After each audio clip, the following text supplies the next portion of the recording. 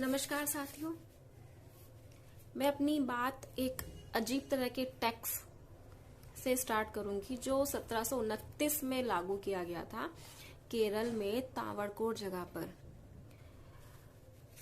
वहां पर एक मूलाकरण नाम का एक टैक्स था जो नीची जाति की महिलाओं के ऊपर लागू किया गया था कि वो अपने बॉडी के अपर पार्ट को किसी भी कपड़े या किसी भी चीज से नहीं ढक सकती।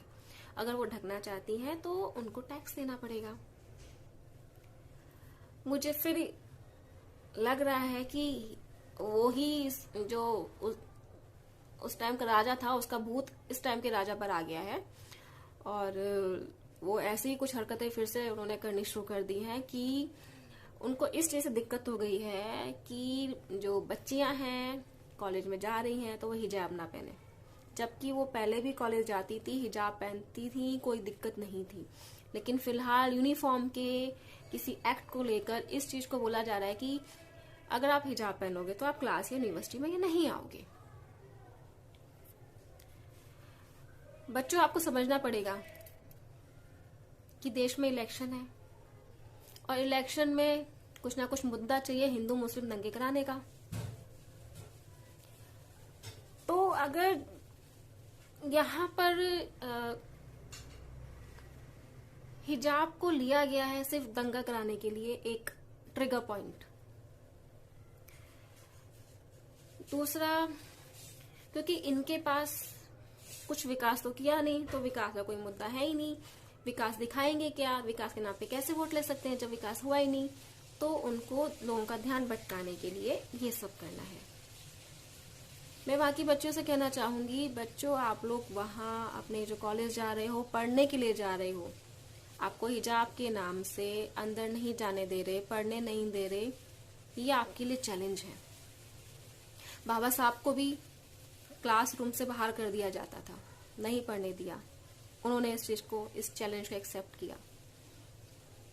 और हम सब जानते हैं बाबा साहब भारत रत्न, देश के संविधान निर्माता। आपको भी रोका जा रहा है, आप भी इसको चैलेंज लीजिए, खूब पढ़िए, ऐसी पोजीशन एक्वायर कीजिए कि आप रियली वो कर सकें जो आप करना चाहते हैं। आप कानून बना सकें, आप वो पोजीशन लीजिए, आप राजनीति में आ सकें, आप आईएएस पीसीएस बन सकें कि आप फॉलो करते हैं कानून या फिर जो कानून फॉलो करवाते हैं, उस पोजीशन पे आइए कि आपको अपने मन की करने से कोई रोक ना सके। अगर कोई सर ढक रहा है तो इसमें कोई बुरी बात नहीं है। जो सिख बच्चियां होती हैं, कुछ बच्चियां ढकना सर पे पग बांधती हैं, कुछ नहीं बांधती हैं। मैंने देखा है, जब मैं भी पढ़ी लिखी हूँ, स्कूल में भी गई थी, कॉलेज में भी गई थी, तो वहां पर भी मुस्लिम बच्चियां थी, लड़कियां थी, कुछ हिजाब पहनती थी, कुछ नहीं पहनती थी। तो इस चीज को मैटर क्यों किया जा रहा है? कॉलेज का मतलब है पढ़ाई, तो आप पढ़ाई करवाइए। और अगर ऐसा ही है कि आपको हिंदू मुस्लिम करना है तो फिर क्या बोल सकते हैं? इस सरकार को दंगे कराने के अलावा कुछ नहीं आता। लेकिन बच्चों, आपको समझना होगा। आप अपनी चीजों पे ध्यान दीजिए, अपनी पढ़ाई पे ध्यान दीजिए, उसे स्ट्रांग कीजिए। ये सरकार तो वैसी बे औलादों की सरकार है।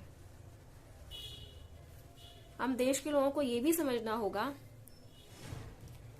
कि हम अपने बच्चों को पढ़ने के लिए भेज रहे हैं, कॉलेज में भेजा, लेकिन वहां पर क्या हो रहा है?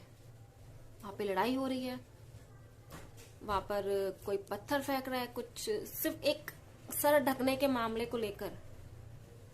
क्या इसलिए स्कूल भेजा जा रहा है? क्या इसलिए कॉलेज भेजा जा रहा है कि वो वहां पर जाके गुंडागर्दी करें? माता पिताओं, देश की जनता, हर किसी को ये बात समझनी पड़ेगी कि हमें ऐसे लोगों को नकारना होगा, ऐसे सत्ताधारियों को नकारना होगा, ऐसे लोगों को हटाना होगा सत्ता से जो रियली मुद्दे की बात है उस पे ना बात करके, फालतू की चीजों पे उलझा कर, विकास का काम ना करके, विकास की बात ना करके सिर्फ दंगे कराएं। 5 राज्यों में अभी इलेक्शन है, वोटिंग है, तो मैं सभी लोगों से यही अपील करूंगी, उन्हीं को वोट करिए वोट जरूर करिए, उन्हीं को वोट करिए जो रोजगार की बात करे, जो रोटी की बात करे, जो महिलाओं की सुरक्षा की बात करे, जो किसानों की मदद करे, जो गरीबों की मदद करे, लेकिन उनको फ्री में चीजें ना बांटकर उनको रोजगार देकर उनकी मदद करे।